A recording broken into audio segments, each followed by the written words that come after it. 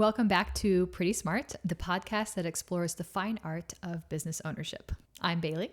And I'm Dana, and we'll be your hosts. Let's get started. Oh. So, we have big things to talk about. There is a drama happening, and I'm very curious to get your take on this. If you've heard about it, I'm sure you have. Give us like the context. Long story short, what is happening and why is everyone upset? So, the Cliff's Notes are established photographer that has a very decent following and is known for light and airy, luxury, expensive looking weddings. Yes. They do lots of destinations like Paris and all of these Italy, very sought after concepts of weddings. They have been accused of stealing other photographers' work, modifying it through the use of AI, and posting it as if it were a real wedding and their work. Now, the claims have not been substantiated, I guess. There are other photographers who have software, I guess, that can tell if something is AI. I'm not well versed enough to know, to see, like, you can run a photograph through it and it'll tell you the likelihood. I guess it'll have the metadata. Yeah. And it'll say like 97% chance that this is AI. That makes sense. Cause all image files have metadata that comes with them. Okay. And so if you pull up like my metadata, it shows the camera body that was used, the serial number of that camera, the type of lens. It'll show the type of setting. So you can even look like, oh, the ISO of this image was this, the f-stop was this, the shutter speed was this. Like, so there's like CSI for photography. No, it's just like the but little, like, it's just kind of like the serial. It's the info that just comes with an image file, and you can have that removed, or not. And, so it's interesting. I never thought about like running one of those images through AI, but you would almost have to have the original. Right. You couldn't just screenshot that off of Instagram. So this is a little bit more into like the controversy, because people who are calling out this photographer are saying, you can easily clear this up. Show us the raw. Yeah. Or show us the whole gallery. Quite frankly, show us your face. Because that's the one thing I keep noticing is that this photographer has not come onto their own platforms on social media and said like to the camera and said anything. I mean, that would be bold. Like that's pretty suspicious to me. Right. I remember when you were first telling me about this and I was like, not surprised. Just shocking to me, because it like shook my framework of what is real. I think maybe I'm just more jaded, which we know is true. But I know that there's grifters and I know that there's shady business people in every industry. So I'm like, why not the wedding industry? We know it exists. We know that there's I think shady what's so practices. shocking about it though is this is not like a new name. Yes, it's this a very is an established business that's been around for years that like personally I look to as like a very inspiration. Aspirational, like wow, they really know what they're doing. And to find that it's maybe is all a farce. I don't know. And now I'm like, what's real and what's not? Yeah. What have you been putting out there that is actually, if any of it, work? Right. If any of it is. Yeah. Right. I'm really curious to know that, because some of the stuff I read on the article is that you would hire this photographer and then at the last minute they would send an associate. Right. Which to me says that this photographer isn't actually a photographer. They're just some cuckoo pants person in their mom's basement. Right. And they're collecting income and then just hiring out the actual work. And so clients are getting back work that is not at the level of what they're seeing on social media, which is problem one. Right. Problem two is the anti-disparagement contract or clause in the contract. That's, to me, a big red flag. I think that's illegal. I think it's illegal. I don't think that's enforceable. I say with full confidence, I think it's illegal. Right. I think so too. Like, I truly do think that that's illegal. Yeah. And also it's just like, why do you have to have that in your contract? Yeah. If you're not, that's haven't had issues with that before, or know that you're already setting yourself up and protecting yourself for something that you know is coming. Right. Because so like red flag number two. We've all had that experience where we're like, oh, this is going in the contract. Yes. A lot of times that's where these clauses come from. Yes. Like for me, it's like our team has to have a meal. Sure. Because we're working 12 to 15 hour days.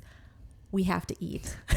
So, and for a reasonable couple, they're like, of course you have to eat. Yes. But you never know. There couldn't be that really unreasonable couple that's like, what are you doing? Why are you eating a sandwich? Why are you stopping eating? Right. You need to be working. So it's like, okay, that's an experience that I'm like, yeah, it needs to be in the contract, because if it's not, they could be pissed if I'm taking a break and having a bite of a granola bar. But I think what the difference between those two examples, a non-disparagement contract or clause and a we'd like to eat, we are human bodies clause, is the intent. Well, right. Yes, you are both are protecting the business owner, but one is protecting so that you can deliver the product that you need to and the service that you need to, and it's protecting your team. The non-disparagement clause is protecting the business owner and only the business owner at the expense of the client. Right. And to me, so that comes down to the intent of that piece of the clause, because a true contract should protect both parties. Yes, I agree. And I think that's one of those early red flags, right? That we encourage couples to pay attention to. Yeah. Because usually if you see something like that, it should raise an alarm. Yeah. Right. So it makes me go, why do I need to be worried? Like, what would I possibly need to disparage you on? Exactly. Or why has this been an issue in the past? Right. So, but knowing that this photographer has had that in their contract, the assumption that people are drawing from it is that they have done some shady things and we've just not heard about them. Right. Because couples are afraid of being in breach of contract. Right. So there's a lot of questions. That's where my mind jumps. Is like, there's probably way more that hasn't been like shared or said. Oh, absolutely. That may come out. We'll see. Well, every day that article gets updated. Oh, so great. And it has like timestamps of what the latest is. Amazing. So we can definitely keep a pulse on it. Yes. And I'm curious from your perspective, because we know AI can be a problem, right? Like this is very clearly unethical, creating confusion. It's kind of the Wild West. We don't really know. Are you talking about like AI fully and as big AI? Big AI, but also through the lens of our businesses, right? Okay. Like, in what ways do you think it could be helpful? Or is there ways that it could be utilized in an ethical manner that you have found maybe part of your workflow or something, you know? Yeah. Yeah. I personally, I'm at the point with AI where I am skeptically curious. Yeah. You know, I'm not like fully avoiding it, but I'm not fully embracing it because I want to see kind of just take my time with it and not dive in head first. Fair. Ways that I find it really helpful. I do think it's a really helpful search engine because it can really cut through noise and it can consolidate information. So you're not finding those pieces of information. So when I'm, figuring out how to edit this podcast, I am using it to say like, help me understand like, what are the things I'm not thinking of that I need to make sure that my settings are, or the gear I need, or, things like that. Sure. Helpful. Specifically with my photography business, I use it with helping me with workflows, making sure, again, I'm not missing any pieces in my workflow that I would be helpful. Right. I think I use it a little bit with editing. I've created all my presets and all of the colors and the tones and the contrast, but it helps me speed up the process of kind of batch editing in bulk. Right. And then I can go in and make individual tweaks and color match. Right. So one of my friends, she had a great way of saying it. It makes the fast things faster. And so in that way, it is great. It helps speed up things that don't need a human touch. Yeah. But then I'm always making sure I'm still putting that human touch and that human eye on the final product. It's never just like a blind full send. Exactly. Like it's a tool. That's right. It's a tool. It is a tool in our toolbox, right? Where it's like maybe automated responses to an inquiry. I know a lot of wedding professionals use AI for that, where it's like, oh, we have a new inquiry, a couple's interested. Here is a batch response to our pricing guide and availability calendar, so you can schedule a time to talk to us. I don't really do that. I probably could, but I love giving like a personal response based on what they're saying in that initial inquiry, because a lot of times couples will share like little tidbits about what they're most looking forward to about their wedding, or why they want to work with me, how they found me. Maybe it's a referral. And I want to acknowledge that like immediately, to say like, oh my gosh, I planned your sister's wedding. I'm so excited to talk to you now. And instead of, thank you so much for reaching out. Right. And this is like someone you have a relationship with. Right. And you're like, thank you so much for reaching out, Sophie. Right. Bride's name. Yeah.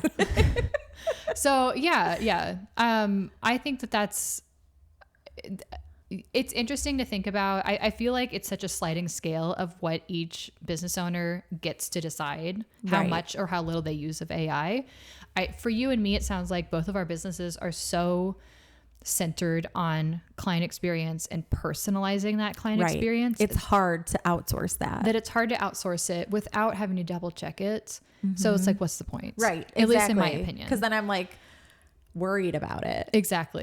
Like I have timed emails or communications to go out to my clients. I never have auto set them on a schedule, because I always want to go in and personalize it. If I have had some recent conversation with them, or learned something new about them, or they've been on vacation lately, and be like, I hope you had the best time in Arizona or whatever. Right. And that's important to me in my business. But I know that's every business owner has a different level of prioritizing that and a comfort level with that. So I want to keep it, I want to be careful not to just say like, you can't use it, or it's impersonal, so don't use it.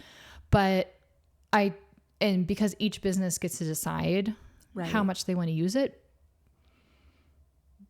And so the interesting thing is, where's the line between, you're making a personal decision and it becoming unethical, or illegal. I mean, I think the line is pretty clear when it becomes unethical, right? Well, technically legal is one thing, because it's literally the law, right? It's very clear. It's written. Ethics are interpretive. I don't know. But I'm a little more black and white. Okay. I feel like when you're being unethical as a business owner. But people have different definitions of ethics. Personally, I would never post an AI image on my website and say, this is a wedding that I have done. Okay. Yeah. Okay. To be clear, neither way. Right. But it's like, I think that's like very cut and dry. Okay. Yes. This particular situation. But I would argue that is, I don't know the legals of this, but I actually think that is copyright infringement. So I do think that falls out of the ethical category and into the legal category. Is it though? Is it copyright infringement if it's a generated photo? I think it could be. I think the act of making the photo is not illegal currently. I think the act of lying about it. I think that's where you draw the line. Is lying illegal?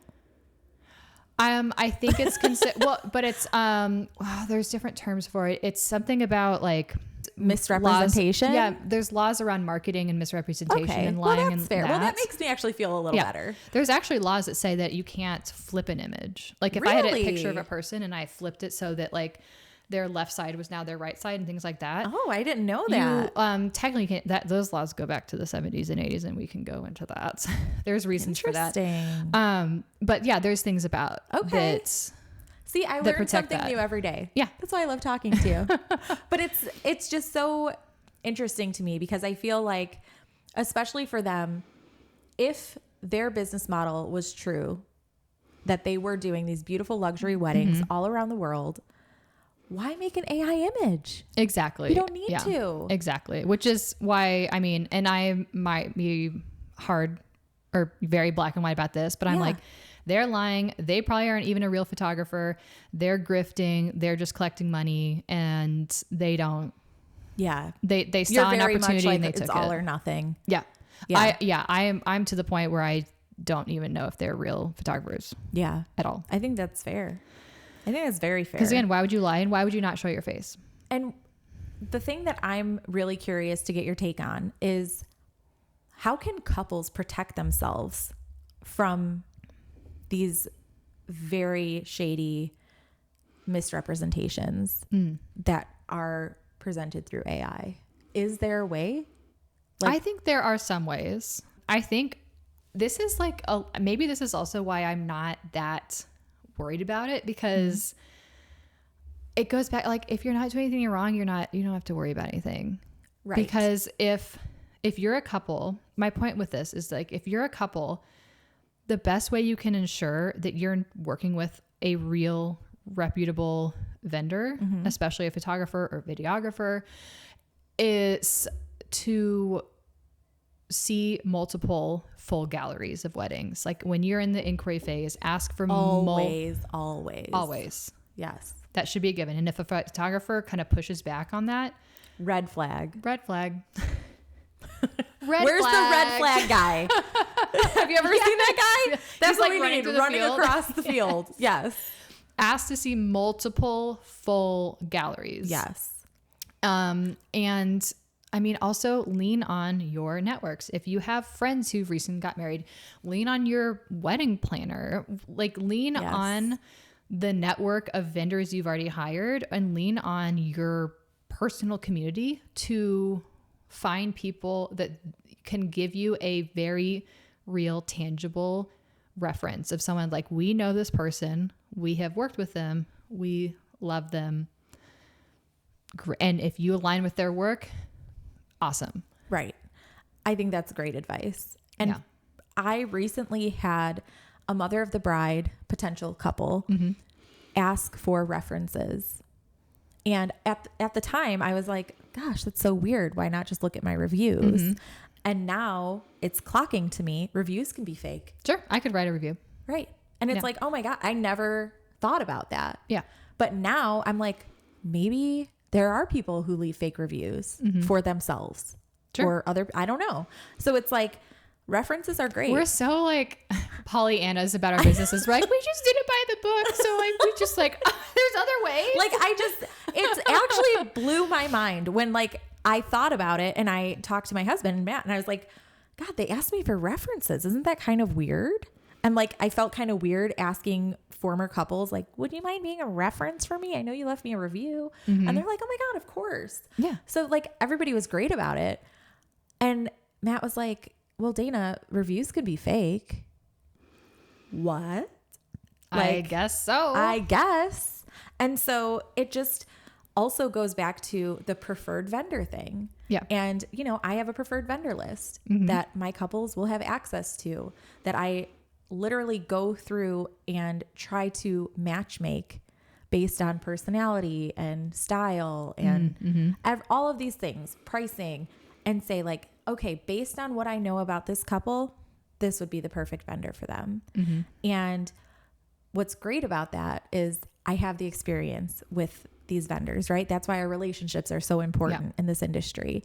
And I'm assuming that means that those people are 3-dimensional and real to their job. I've had the experience actually physically working with them and seeing the results. Yeah. Where there are times when people will find another vendor online that is a lot cheaper.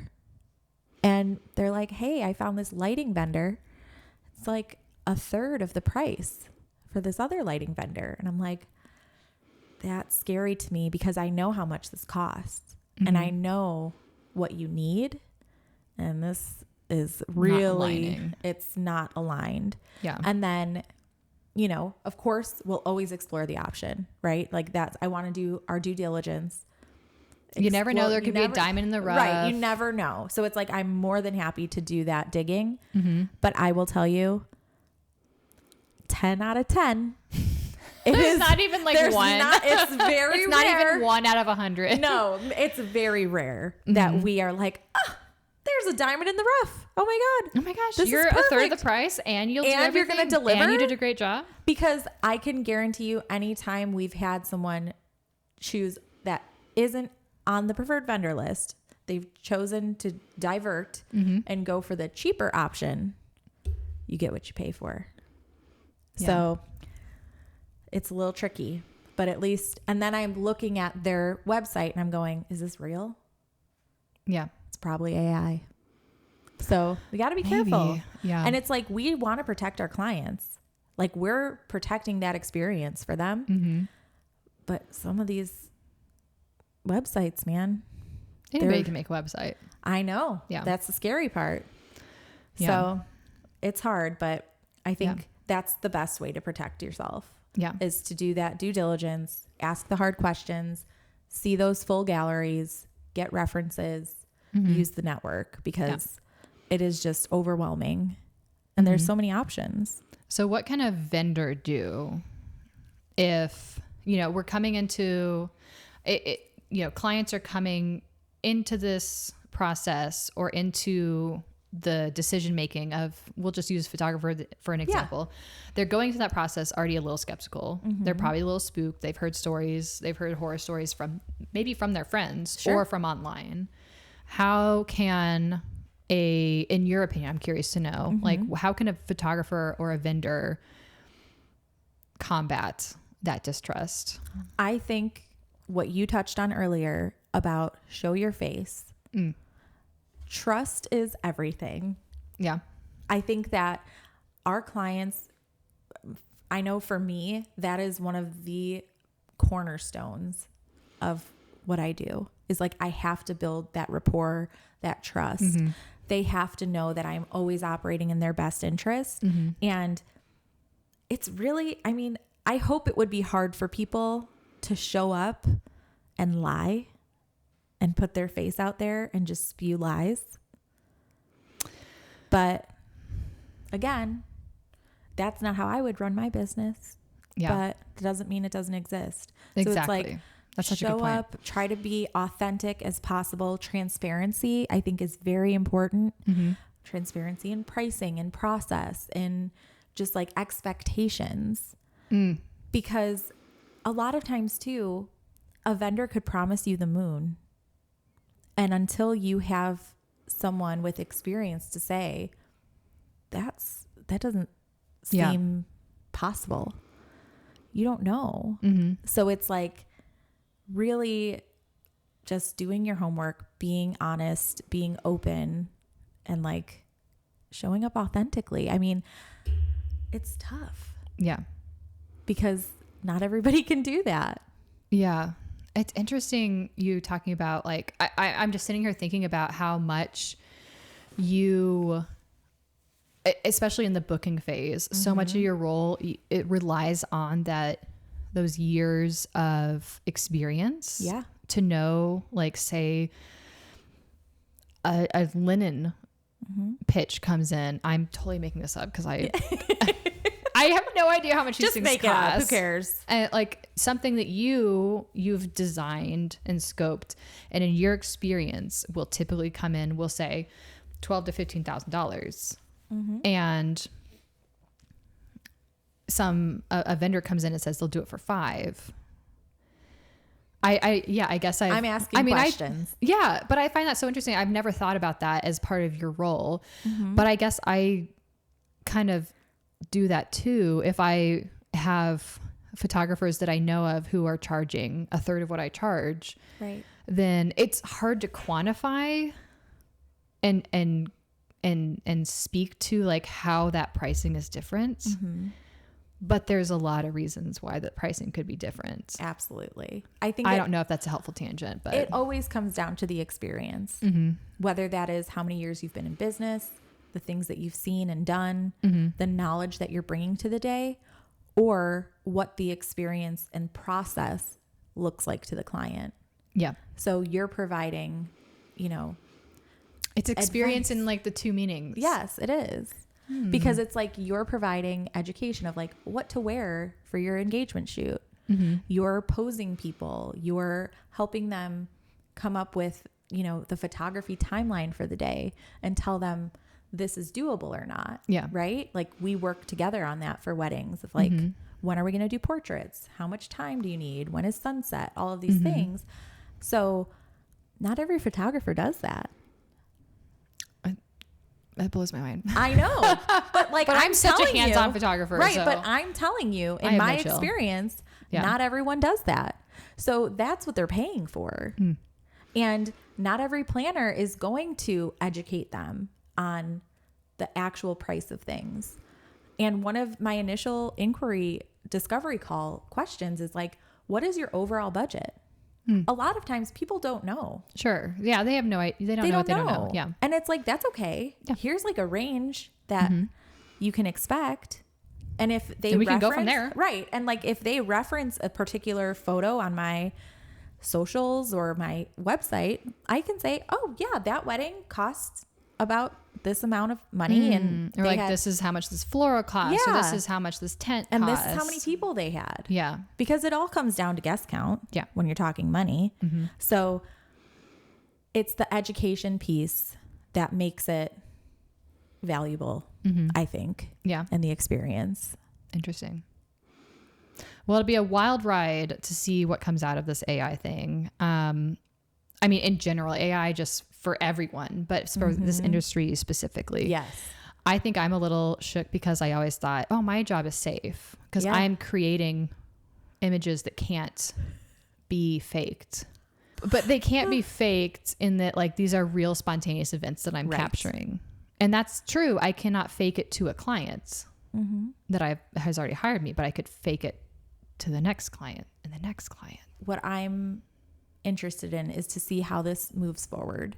And what's really important as vendors in this industry is that we call out when we see this. Like, I'm very grateful for the people who recognized this discrepancy and said, this doesn't look right. Yeah. And really asked the hard questions and was courageous enough to say, this is not okay. And to keep the integrity. Yeah.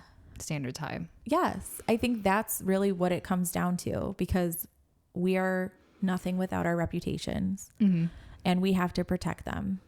And if this is a photographer that is on preferred vendor lists, I know they wouldn't be on my preferred vendor list anymore. Right. And I would be questioning every interaction. And I'm not one for cancel culture by any means, but this needed to be called out. Yeah. And I think it's important that we take a stand to protect our integrity and the art of what we do, because it is an art form, and it's very just disappointing to see someone manipulate that. Yeah. So accountability is big. Yeah. Yeah, I agree. I hope that they find the courage to be honest, own up to the mistake, and maybe move forward. But right now, I don't know. It's not looking good. It's not looking good. Or just, if this is not the type of business for you, please. Exit stage left. Exit stage left. Do not make the rest of us look bad. Do not pass go. Yeah. And do not collect $200. You are out. True. So that's all I have to say about that. That sounds like enough for now. So AI, pretty smart. It can be pretty fake. And I think the smart thing is to approach with caution. Yes. And thoughtfulness. Yep. I think that's a perfect answer. Yeah. Thank you for listening and watching another episode of Pretty Smart. You can follow us on Instagram and TikTok and check us out on our websites. Until next time.